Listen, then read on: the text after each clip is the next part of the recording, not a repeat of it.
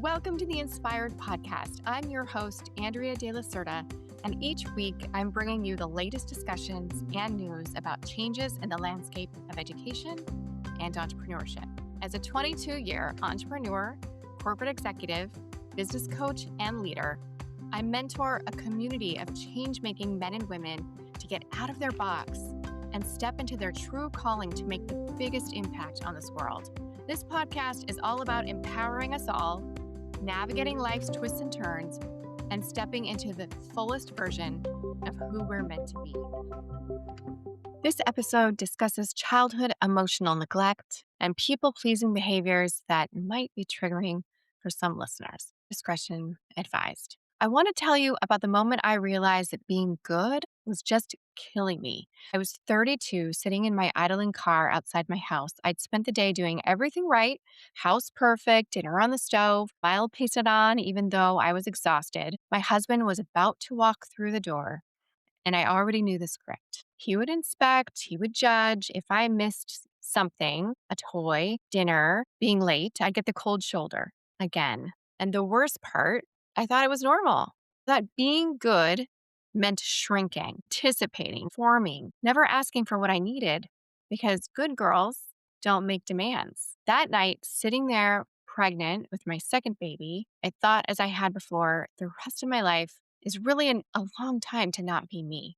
And if you've ever felt that, if you've worked so hard but feel empty, if you give so much and still feel like it's not enough, if you're exhausted from being everyone's everything, this episode is for you. I'm your host, Andrea de la Cerda, CEO of multiple businesses, business coach, and a recovered people pleaser who spent too many years being good at the expense of being myself. This podcast is about empowering men and women to break free from the boxes we've been placed in by family, faith, culture, and step into the fullest, most financially free version of who we are meant to be. Today, we're talking about the hidden cost of being good, not kindness, not integrity.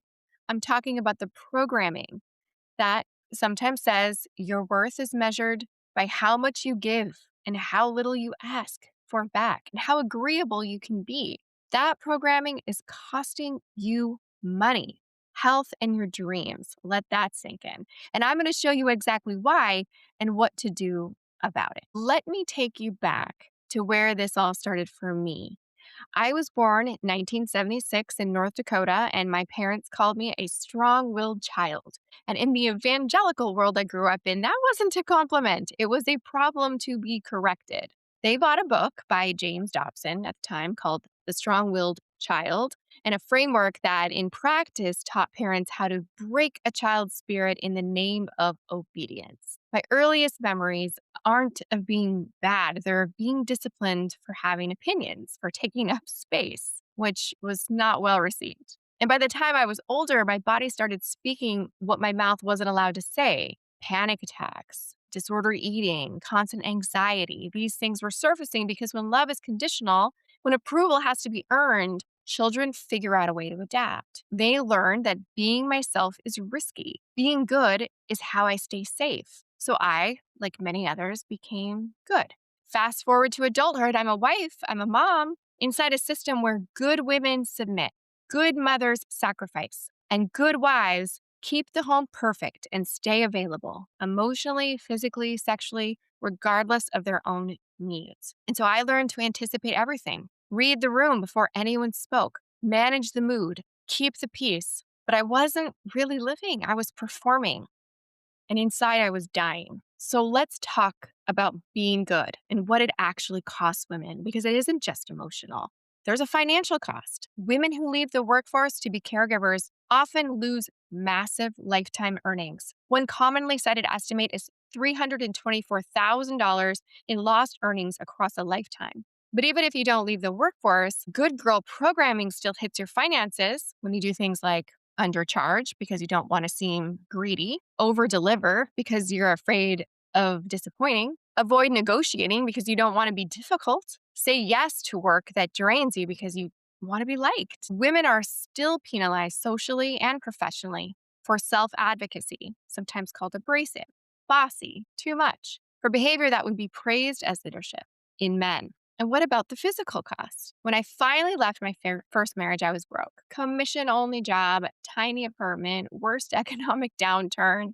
And one night at the grocery store, every card declined. Some of you have heard me tell this story before, but every single one, I left a full cart at the register and went home and just made peanut butter and raisins, which I called ants on a log, and pretended that it was fun so my kids wouldn't see me falling apart on the inside. And that's what being good got me: dependence, fear, and survival mode. And chronic survival mode is not a personality trait. It's a nervous system condition. Let's talk about the professional cost too. Women are still punished for power. Direct men, we know, are decisive. Direct women are aggressive.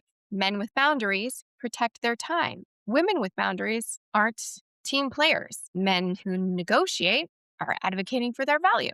Women who negotiate are demanding. And I've lived this. I know many of you have too.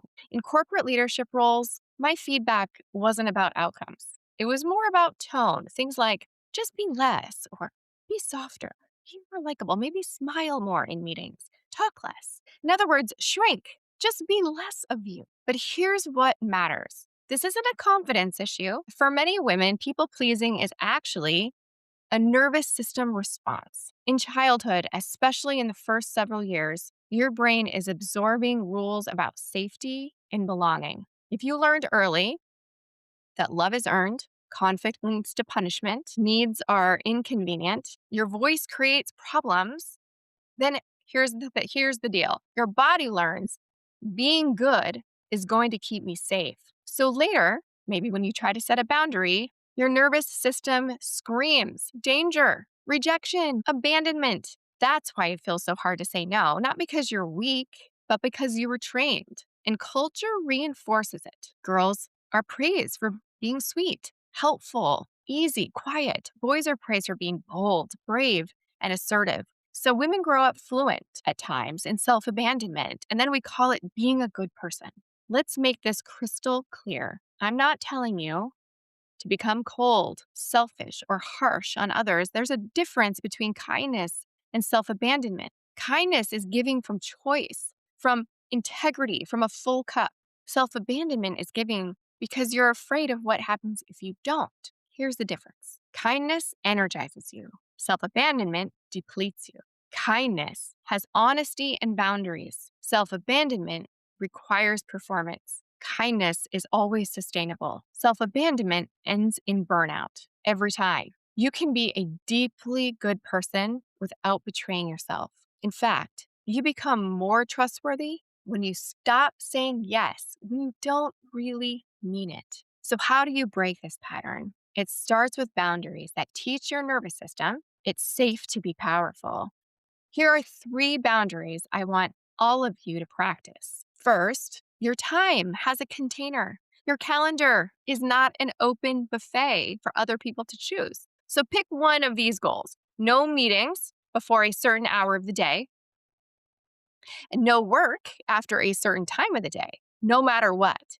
No weekend communication, focus blocks that are non-negotiable in your calendar. When you stop being constantly available, you become more effective, and then people will just adjust. They get used to it. Second, your rates are not a debate. If you're in business for yourself, stop negotiating against yourself. State your rate clearly and don't apologize for it. Stop adding unpaid extras just to give a little more, just to prove your worth. The right clients respect clarity. The wrong clients are training you to resent your work. And third, no is a complete sentence. You may have heard that before. If you've been conditioned to explain and justify, practice this. That doesn't work for me. Or I'm sorry, I'm not available for that.